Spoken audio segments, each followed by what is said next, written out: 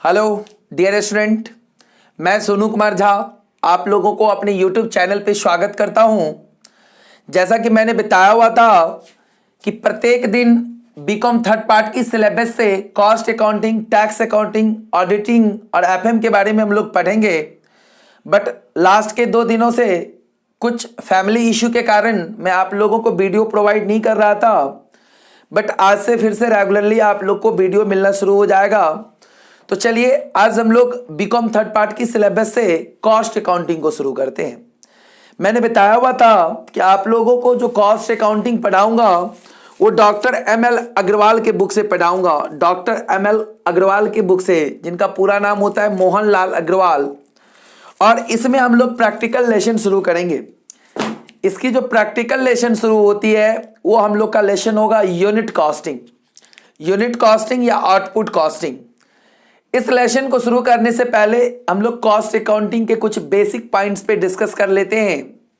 जैसे अगर हम किसी भी वस्तु का प्रोडक्शन करेंगे, किसी भी वस्तु का उत्पादन करेंगे, तो उसमें क्या क्या खर्च आ सकती है। तो देखो इधर पहला फ्रेज बना हुआ है एलिमेंट ऑफ कॉस्ट, लागत के तत्व। जो लागत के तत्व होते हैं वो 3 होते हैं। There are 3 elements of cost such as material, labour and expenses. जो हमारी किसी भी चीजों के प्रोडक्शन करने में खर्च आती है वो 3 आती है। या तो मटेरियल का खर्च आता है, या तो लेबर का खर्च आता है, या तो वेजेस का, एक्सपेंसेस का खर्च आता है। तो मटेरियल, जैसे ये प्रोडक्शन करेंगे ये मार्कर, तो मार्कर में ये जो भी दिख रहा है आपको ये सारा मटेरियल है। और इसको बनाने के लिए जो मजदूर को हम मजदूरी दिए होंगे वो हमारा वेजेस होगा या लेबर होगा। और इस जिस जगह पे ये बना होगा वहां पे जो सारे खर्च हुए होंगे उसको हम एक्सपेंसेस बोलते हैं। तो यानी किसी भी वस्तु का उत्पादन करने के लिए हमारी 3 खर्च आएगी, मटेरियल का, लेबर का और एक्सपेंसेस का।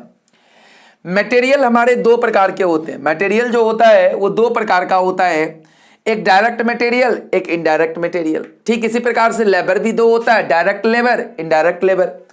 एक्सपेंसेस भी हमारे 2 होते हैं, डायरेक्ट एक्सपेंस और इनडायरेक्ट एक्सपेंस। सर डायरेक्ट क्या होता है, डायरेक्ट मटेरियल या डायरेक्ट लेबर या डायरेक्ट एक्सपेंस क्या होता है? तो वो सारे खर्चे जो किसी वस्तु के उत्पादन में प्रति इकाई के आधार पर चार्ज किया जाता है उसे हम डायरेक्ट कहते हैं। जैसे डायरेक्ट मटेरियल की बात करूं, सपोज करो आप फर्नीचर बना रहे हो, फर्नीचर कोई बेंच डेस्क ही बना रहे हो, तो जैसे उसमें लकड़ी जो लगा होगा वो उसका डायरेक्ट मटेरियल होगा। जितनी बेंचेस आप बनाओगे उतनी आपको तख्ते की जरूरत पड़ेगी, तो वो आपका डायरेक्ट मटेरियल होगा। बट उसको बनाने में कील यूज किया जाता है, फेविकॉल यूज किया जाता है, वो सब इनडायरेक्ट मटेरियल होता है। ठीक इसी प्रकार से जो मजदूर वस्तु के उत्पादन में प्रत्यक्ष रूप से काम करते हैं और उसको जो मजदूरी देते हैं वो डायरेक्ट लेबर होता है। और उसके बाद जो हम किसी और मजदूर को, जैसे किसी सामान को उतारने और चढ़ाने में, लोडिंग अनलोडिंग में जो खर्च लेबर चार्ज देते हैं वो इनडायरेक्ट लेबर होता है। ठीक इसी प्रकार से एक्सपेंसेस भी होती है। अर्थात किसी वस्तु के उत्पादन में हमारी 3 खर्च होती है, मटेरियल, लेबर और एक्सपेंस। और ये तीनों ही 2 प्रकार के होते हैं, डायरेक्ट और इनडायरेक्ट।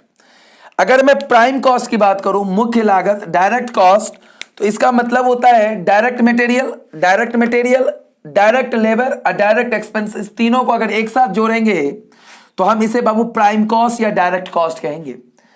फिर से देखना, प्राइम कॉस्ट या डायरेक्ट कॉस्ट का क्या मतलब होता है?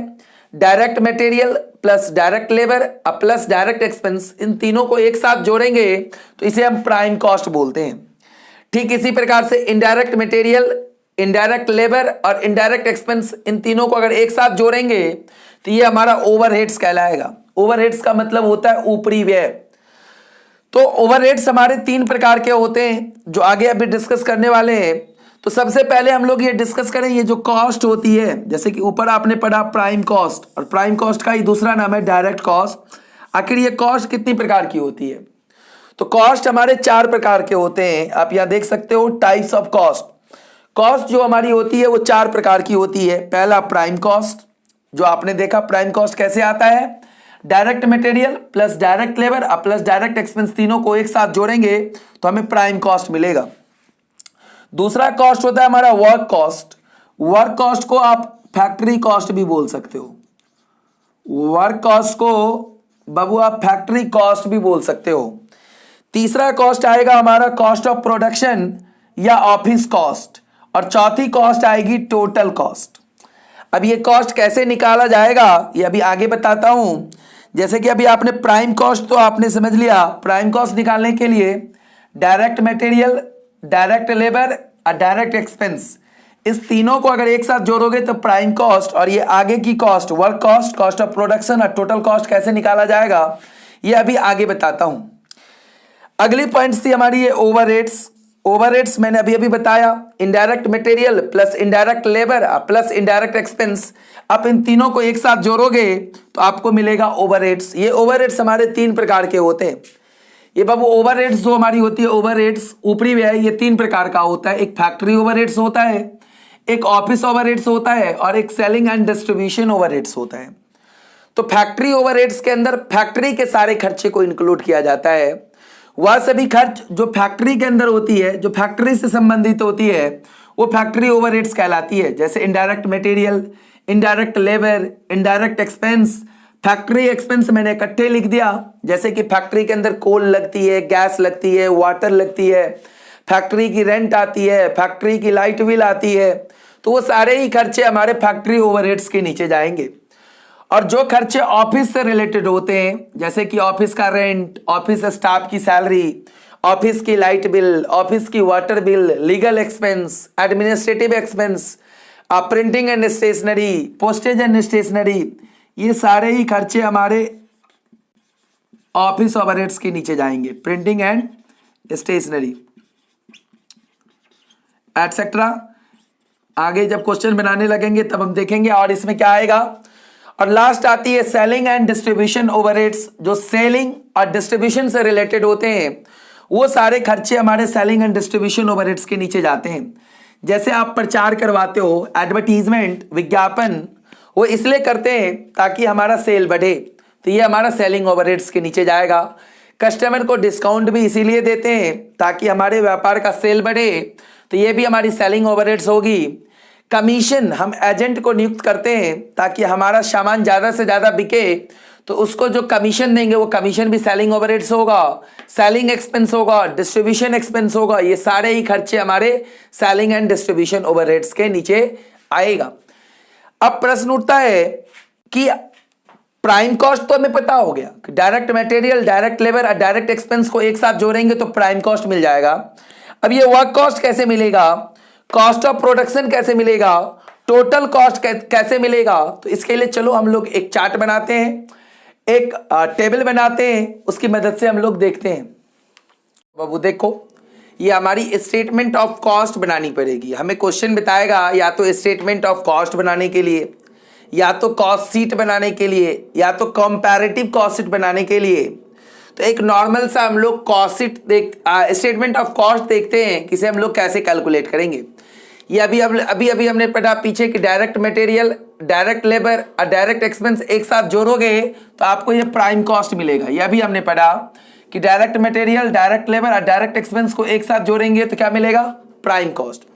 और प्राइम कॉस्ट के अंदर हम फैक्ट्री ओवरहेड्स को जोड़ेंगे तो हमें मिलेगा वर्क कॉस्ट। इस वर्क कॉस्ट को आप चाहो तो फैक्ट्री कॉस्ट भी बोल सकते हो, फैक्ट्री कॉस्ट भी बोल सकते हो, मैन्युफैक्चरिंग कॉस्ट भी बोल सकते हो, लेकिन जनरली हम लोग वर्क कॉस्ट बोला करेंगे इसे। तो जब प्राइम कॉस्ट में फैक्ट्री ओवरहेड्स को जोड़ेंगे तो हमें जो मिलेगा वो हमारी वर्क कॉस्ट होगी। अब इस वर्क कॉस्ट में हम ऑफिस ओवरहेड्स को जोड़ेंगे, ऑफिस से रिलेटेड जो भी खर्च आएगी वो सारे खर्चे को लाके जोड़ूंगा तो हमें कॉस्ट ऑफ प्रोडक्शन मिल जाएगा। वस्तु की उत्पादित लागत, उत्पादन किए गए वस्तु की लागत, कॉस्ट ऑफ प्रोडक्शन मिल जाएगी। और फिर इसमें हम सेलिंग एंड डिस्ट्रीब्यूशन ओवरहेड्स को लाके जोड़ेंगे तो हमें टोटल कॉस्ट मिल जाएगी। और टोटल कॉस्ट में हम जितने रुपए की प्रॉफिट कमाना चाहते हैं वो जोड़ देंगे तो हमें सेल्स प्राइस मिल जाएगा। तो हमें ये चार्ट को अच्छे से देखना पड़ेगा कि डायरेक्ट मटेरियल, डायरेक्ट लेबर और डायरेक्ट एक्सपेंस को एक साथ जोड़ते हैं तो प्राइम कॉस्ट, प्राइम कॉस्ट में फैक्ट्री ओवरहेड्स को जोड़ते हैं तो वर्क कॉस्ट, वर्क कॉस्ट में ऑफिस ओवरहेड्स को जोड़ते हैं तो cost of production, cost of production में सेलिंग एंड डिस्ट्रीब्यूशन ओवरहेड्स को जोड़ते हैं तो टोटल कॉस्ट, और टोटल कॉस्ट में प्रॉफिट को जोड़ते हैं तो सेल्स प्राइस। ये थोड़ा सा प्रैक्टिस करना आप लोग, इस चार्ट को आप लोग अपने कॉपी में नोट डाउन कर लोगे। अब बात करें कि इसमें क्या और क्या आ सकती है। सबसे पहले हम लोग डिस्कस करेंगे स्टॉक। तो जो व्यापार किसी वस्तु या सेवा का प्रोडक्शन करती है उसके पास जो स्टॉक होती है वो 3 फॉर्म में हो सकता है। एक रॉ मटेरियल कच्चे माल के रूप में हो सकता है, एक आपके वर्क इन प्रोग्रेस जिसपे कुछ काम हुआ है और कुछ होना अभी बचा हुआ है उसको हम बोलेंगे वर्क इन प्रोग्रेस, और जिसमें सारे काम प्रोडक्शन से रिलेटेड हो चुके हैं दैट मीन्स वो विक्रय के लिए तैयार है उसे हम फिनिश गुड बोलते हैं। तो इस व्यापार के पास ये तीनों फॉर्म में स्टॉक हो सकते हैं, रॉ मटेरियल का भी हो सकता है, वर्क इन प्रोग्रेस का भी हो सकता है और फिनिश गुड का भी हो सकता है। और ये तीनों ही 2 प्रकार के होते हैं, ओपनिंग और क्लोजिंग। वर्ष के शुरू में जो हमारे पास स्टॉक होगा वो हमारा ओपनिंग स्टॉक होगा और जो वर्ष के अंत में हमारे पास स्टॉक होंगे वो क्लोजिंग स्टॉक होंगे। तो सर ये रॉ मटेरियल की जरूरत हमें कब पड़ेगा? ये रॉ मटेरियल की जो ओपनिंग और क्लोजिंग रहेगी इसकी जरूरत कब हमें पड़ेगा? तो रॉ मटेरियल कंज्यूम निकालते समय। सर रॉ मटेरियल कंज्यूम हम कब निकालेंगे? तो जब क्वेश्चन में अगर ये डायरेक्ट मटेरियल नहीं दिया हुआ रहेगा, डायरेक्ट मटेरियल की जगह कुछ इंफॉर्मेशन प्रोवाइड किया जाएगा तो हमें उसकी मदद से मटेरियल कंज्यूम निकालना पड़ेगा। और मटेरियल कंज्यूम को निकालते समय opening stock of raw material को जोड़ेंगे और closing stock of raw material को घटा देंगे। ठीक इसी तरीके से वर्क इन प्रोग्रेस हम वर्क कॉस्ट निकालते समय वर्क कॉस्ट निकालते समय ये वर्क कॉस्ट जब निकालने लगेंगे तो इसमें ओपनिंग को जोड़ेंगे और क्लोजिंग को घटाएंगे, तब जो मिलेगा हमें वर्क कॉस्ट हम उसे बोलेंगे। That means work in progress के जो ओपनिंग स्टॉक होंगे वो वर्क कॉस्ट निकालते समय जोड़ेंगे और क्लोजिंग स्टॉक को वर्क कॉस्ट निकालते समय घटाएंगे। कभी कभी क्वेश्चन बता देता है कि ये WIP का वैल्यूएशन आप प्राइम कॉस्ट के साथ करो तो फिर हम लोग प्राइम कॉस्ट के साथ ही एडजस्ट करेंगे। लास्ट वाला है हमारा कॉस्ट ऑफ प्रोडक्शन। तो कॉस्ट ऑफ प्रोडक्शन जब निकालने लगेंगे तो फिनिश गुड का ओपनिंग उसमें जोड़ेंगे और क्लोजिंग घटा लेंगे। ये कॉस्ट ऑफ प्रोडक्शन में तो हम उसे बोलते हैं कॉस्ट ऑफ गुड सोल्ड। खैर आगे पढ़ेंगे, अभी फिलहाल आप इतना याद रखो कि फिनिश गुड के ओपनिंग स्टॉक और क्लोजिंग स्टॉक जो एडजस्ट होता है वो कॉस्ट ऑफ प्रोडक्शन में एडजस्ट होती है और सारे स्टॉक की ओपनिंग जुड़ती है और क्लोजिंग घटती है। यदि क्वेश्चन में हमारा ये डायरेक्ट मटेरियल नहीं दिया रहेगा, डायरेक्ट मटेरियल, तो हमें जो निकालनी पड़ेगी वो क्या निकालनी पड़ेगी? Raw material consumed.